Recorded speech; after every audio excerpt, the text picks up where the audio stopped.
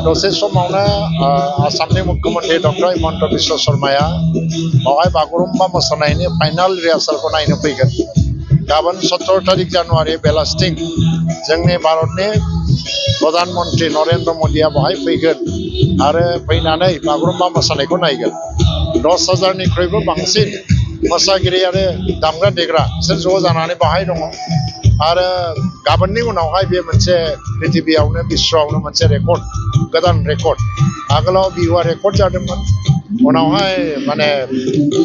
झुमुर दा बागुरुम्बा 2022 जुनावनो बै समाव जे बिटिसि गभर्नमेन्ट दंमोन बिसोरो मोनसे रेकर्ड खालामनो थाखाय बेखौ नाजानाय जादोंमोन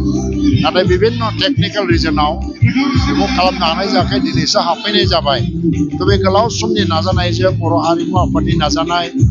दुलाराय बर' फरायसा आफाद बर' थुनलाइ आफाद आरो बिभिन्न बर' जातीय संगठनफ्रा लोगो नांनानै बेखौ नाजानायनि गेजेरजों दिनै जाफुंफैनो हादों। आं सानो गाबोन जोबोद मोजाङै जाफुंगोन खारन बागुरुम्बानि जे मेथाइ बे मेथाइनि ओंथिखौ बेखेवोबा बियो खालि बर' माहारिनि थाखायल' नङा बे बर'नि दोरोङाव थांनानै थाबोदों बर'नि परम्परायाव थांनानै थाबोदों नाथाय